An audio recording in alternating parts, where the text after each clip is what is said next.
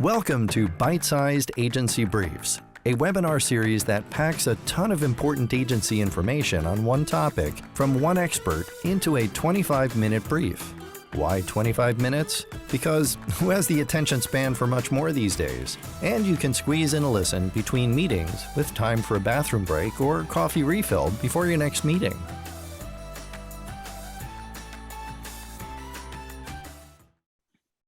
Thanks for tuning in. This is Byte-Sized Agency Briefs. I'm your host, Steve Guberman from Agency Outside, where I coach agency owners to build the agency of their dreams. I'm here with my friend Lou Kotsinis from BCS Interactive. Lou, A, I'm glad I got your name right, and B, I'm grateful for your time and that you're here with me. Thank you. Absolutely, Steve. My pleasure. So BCS Interactive, you've been running this shop for a while. What's the backstory? What's the acronym mean? You know, the acronym really has no meaning. I came up with 20 years ago, and if we ever do a rebrand, I'll come up with something better than that. But yeah, so we're a digital agency focused exclusively on the nonprofit sector. We work with a lot of schools as well too, and we do some for-profit work as well too, as long as they have a strong kind of purpose-driven component.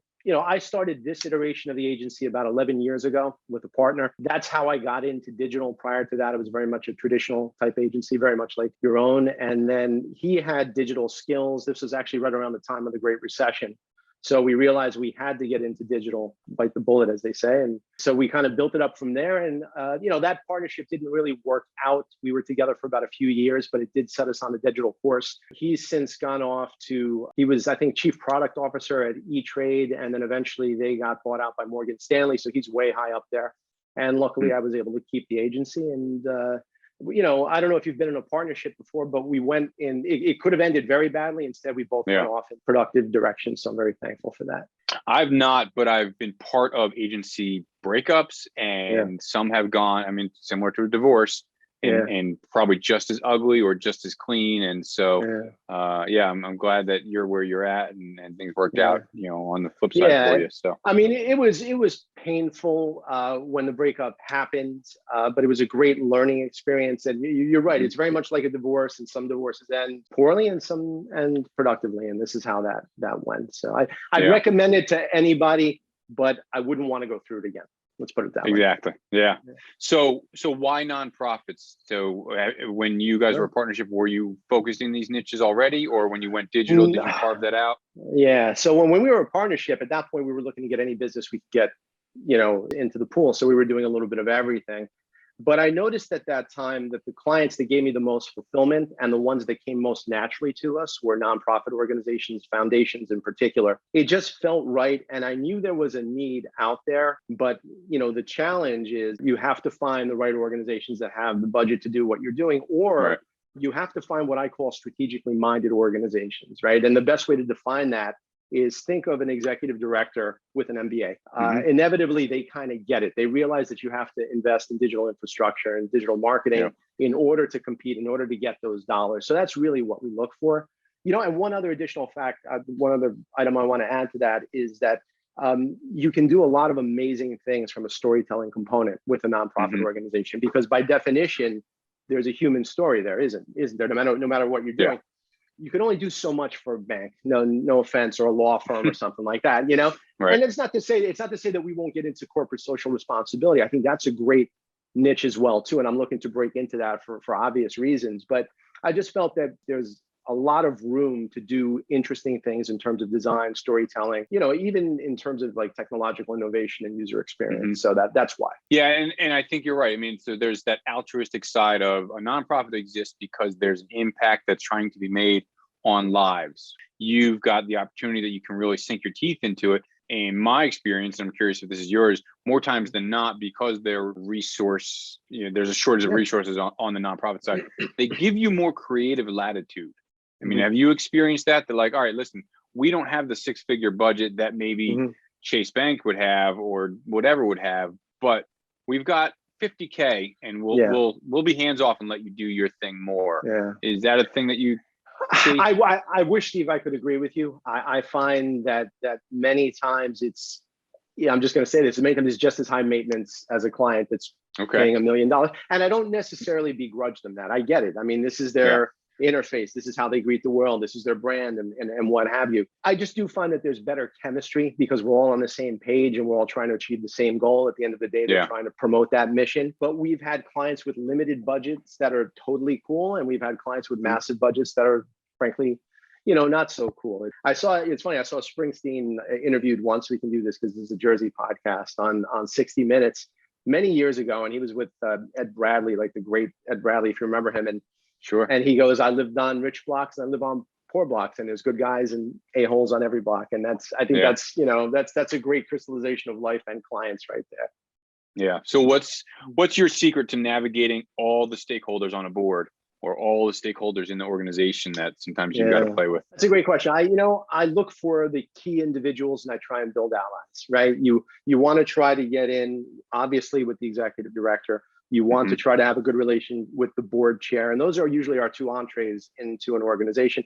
And then, of course, there's the CFO, but the individual on the board that's responsible for overseeing the P&L, because that's the person at the end of the day that has the mindset of, look, we have to fund programs. That's what we're here for. And everything else is just, Chrome. And I don't know if we can afford the Chrome. So you try to make inroads with them as well, too.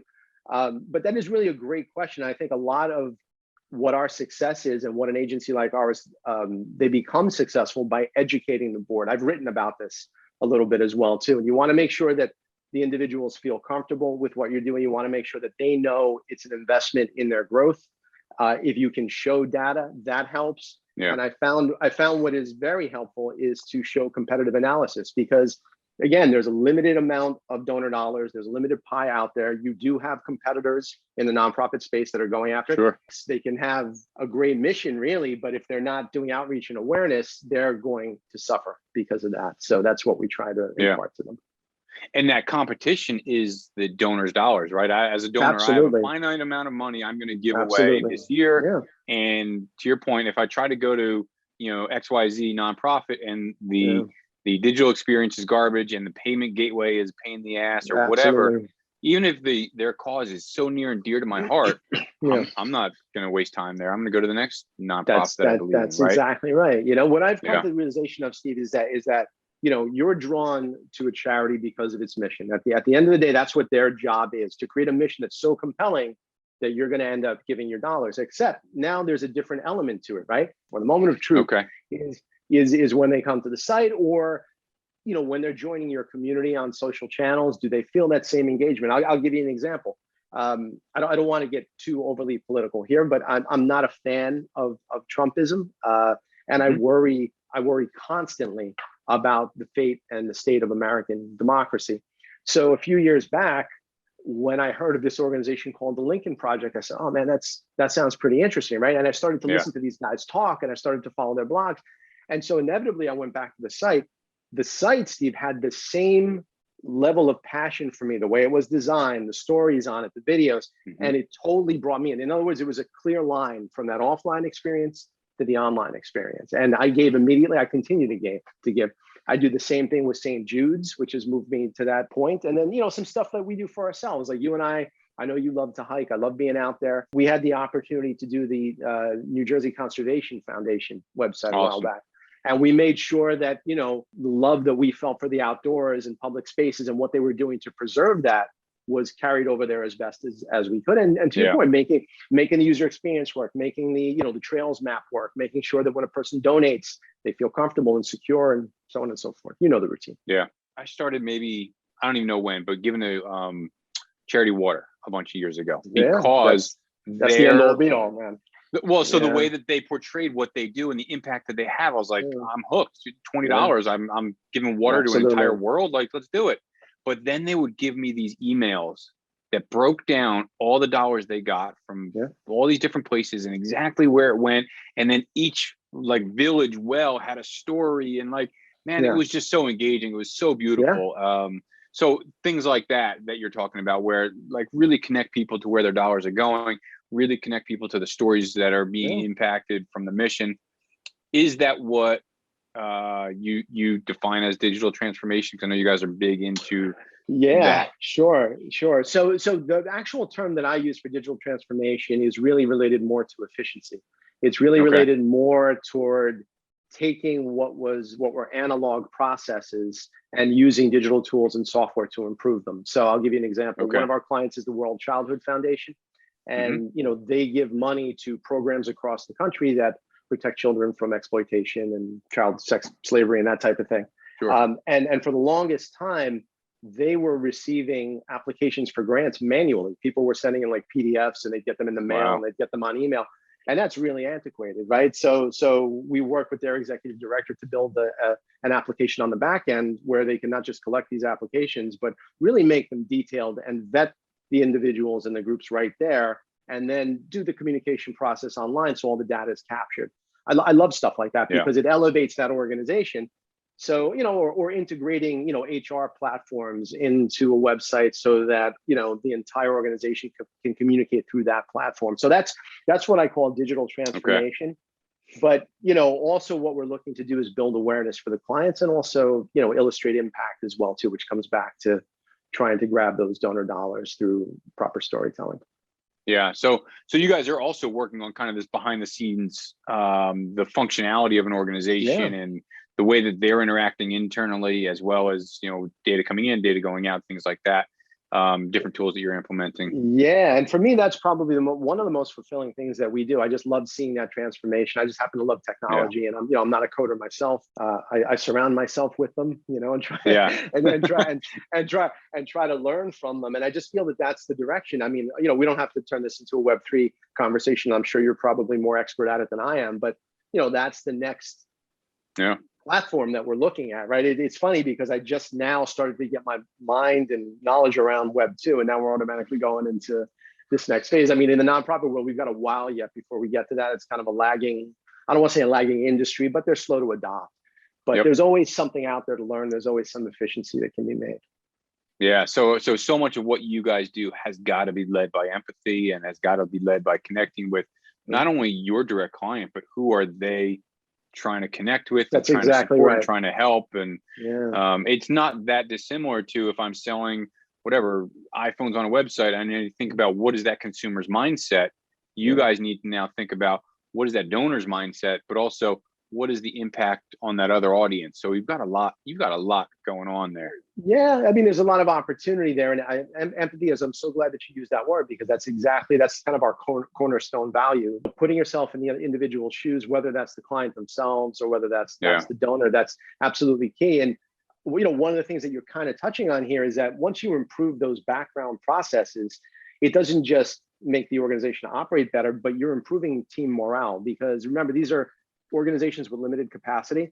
And so usually you get one or two really sharp individuals there that gets technology, tends to be a millennial. And if they go in and it's all crap and it's all hard to use and no systems are talking to one another and they can't find data, that in addition to other factors, eventually that wears them down. And the next thing you know, they're taken off. So that's one of the things that I'm trying to impart to some of the clients, is that, this is an investment, not just in your external appearance, but also in terms of your kind of staffing and just making for a happier organization. Yeah, retention rate. If the tools are there and we're being more forward thinking and adopting better technology and more efficiencies, absolutely makes tons of sense. What are some of the kind of common pushbacks that you get when you're trying to integrate or present integrations? Like, what are some of the big things that you get? Well, number one is budget. Number one. So again, that goes back to having to find the organizations that are willing to spend that kind of money, or they'll get the grant. And that's my job to actively seek out and locate those organizations. Aside from that, we don't really get too much of this is the way we've always done it, because they're coming to us to change the way that they've always done it. So it's really just a matter of educating all the people that need to know how to do this. So in other words, if you get buy-in from the executive director, well, then there's the program manager that may not be tech savvy. And it's usually fear, right? They're scared of, like, how do I do this? And what do I do? A lot of training and hand holding, but that's where the empathy component comes back in, because we're very relationship oriented. I don't know, when you were in your agency days, what some of the characteristics of your agency were, but ours is just, and it's naturally myself and the people that I surround myself with, it's based on trust, it's based on education, it's based on relationships. So that's really what we try to impart. Yeah, a big part of it was, we're going to build this digital whatever, and we're not just going to send you on your way. We're going to take the time to train you and get you up to speed and help There you it is. figure out what you need to figure out and what are we connecting you to. And if we took a 10-step process and now it's a 5-step process, how do you understand that process and those efficiencies? That's right. So yeah, same kind of thing. I love that. What's your team makeup? Like you guys are fully remote. What's the structure of the team? Fully remote. There's about 10 of us. There's 2 of us that are full-time, and then the other 8 are, we've had them now, God, for 10 years on a subcontracted basis across the states. I like to keep it domestic. That's my patriotic kind of, emphasis. And it's the same group, and it's easier to have them on 1099 than have them full-time. That's the way I look at it, so it's a very flexible model, and we can hire and quote unquote remove as we need to. Yeah. Have you guys always been remote? No, this happened thanks to COVID. As you know, we had an office in Madison.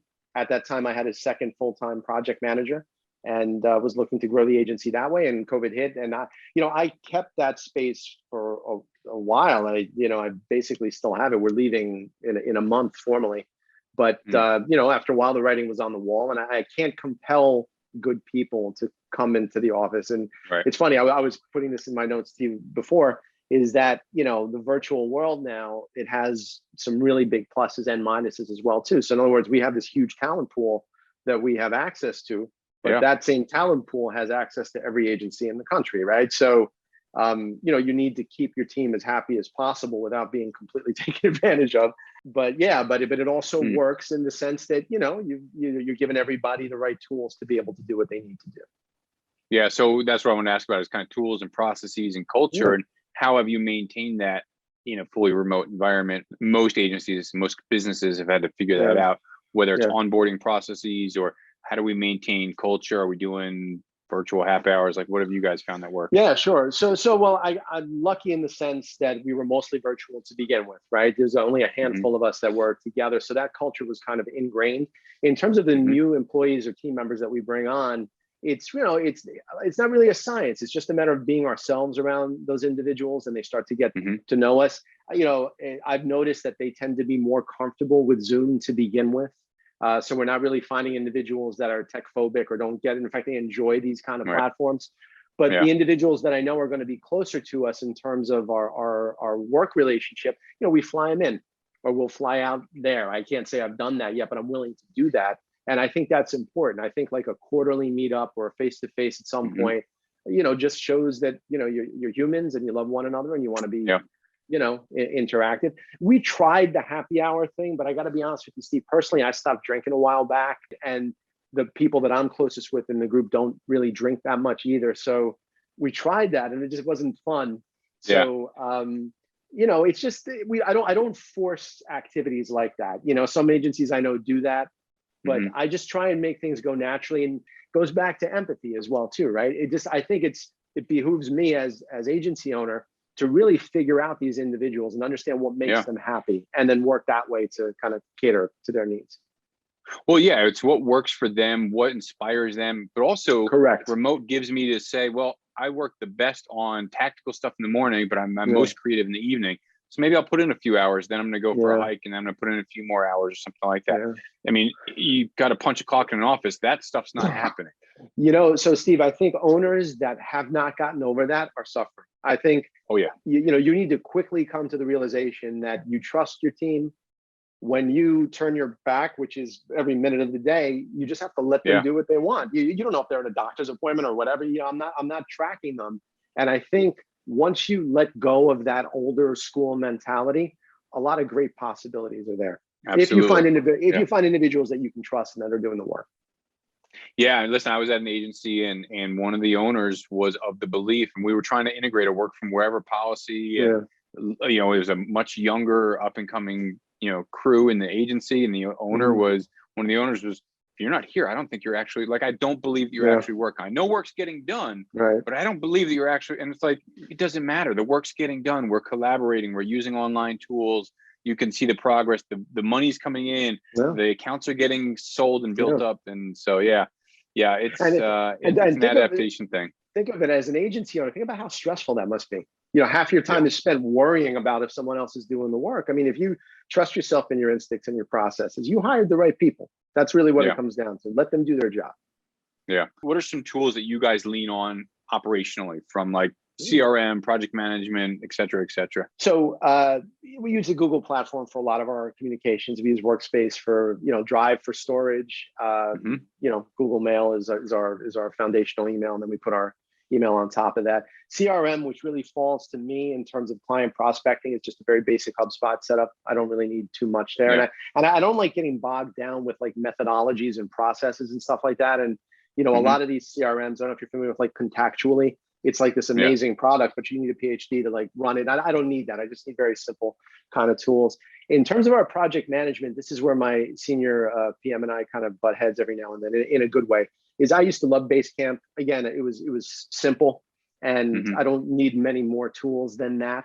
But she's obviously at a higher level as far as PM is concerned. So I obviously give her the leeway to pick the tool she wants, and she's gone with Teamwork, which we use, Okay. which is fine. But it also has just, I think, too many bells and whistles. But that's for me and her to debate. Yeah.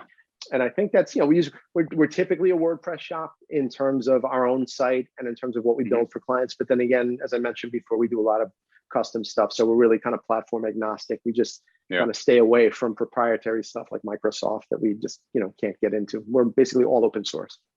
Yeah, love it. Awesome. So I always love to know what's behind the scenes on an agency and what are the tools they use and lean on to keep things running smooth. I want to jump to a couple of non-agency, whatever, just rapid fire questions. So coming out of pandemic, we're, I don't know, a couple of years out, a year out, what's either the craziest thing you and your family did, or one of the strongest lessons that you took away from the experience? I remember when COVID first hit, and I know you can relate, it felt like it was just a surreal thing, right? Like you couldn't go out of your house. And I started to notice people they had nothing else to do. So they would just walk around the neighborhood, almost like zombie-like, And then we started to do that. And I realized it was a great way to bond with the family. And if you just think about all the benefits that walking brings, not just the health benefits, but the ability to think and the ability to just, see the outside world. And we know what the benefits that the outside world brings in terms of, the environment. So I think that's what that is. I mean, that's been a permanent mark on us, just bringing a family closer together. So it's not a crazy thing, but it was a good thing that came out of this. Love it. Yeah, no, it's a huge shift. I've heard that answer a lot. I sit in front of my window and I see my neighbors, they still go for walks, and they didn't do that before. So I love it. What's a podcast or a book or an audio book or a show or something that you're like super into right now? I'm listening to Smartless a lot. I mean, it makes me laugh. You So know good. Smartless? Yeah. Love it. Yeah. It's an awesome podcast. And I again, I'm a political junkie based on what we spoke about before. So I listen to a podcast called The Bulwark, which again, sorry to go back to it, but it's kind of an anti-Trump pro-democracy thing. So that's what I'm into these days. Awesome. Nothing wrong with pro-democracy in my mind. Right. And then finally, what's an invaluable business lesson that you can share that you've learned? Never stop selling. And I don't mean that in the, kind of Glengarry type way where you're in people's faces, but do something every day that is going to cultivate that top line for you. That's going to bring you at least leads that you can cultivate over time. I've noticed that when I stop doing that for any stretch of time, I end up paying for it 3 or 4 months down the line. So that's one thing I would impart to people. And you're more resilient than you know. I would advise this to, especially to initial agency owners, or if you really want it, you're going to deal with a lot of shit, man, starting your own business. I mean, there's no other way of it. It's just a continuous series of problems. But as you solve those problems, you become a better business person, and you start to kind of elevate the trajectory of the business. So, that's another way of saying don't give up, unless your heart's not in the business anymore, in which case, it's time to move on. But if it is, just keep going. Yeah. Tough skin goes a long way in this world. That's for sure. There we are. Yeah. All right, Lou, I appreciate your time, brother. Thank you very much. Awesome, Steve. Thank you so much. Thanks again for tuning in to Byte-Sized Agency Briefs. As always, if you found value in this episode, chances are someone else will too. So please share it with your network. Also, if you know someone with expert knowledge on a topic that agency owners would love, drop me a note. Let's get them on. Finally, find someone to hug today.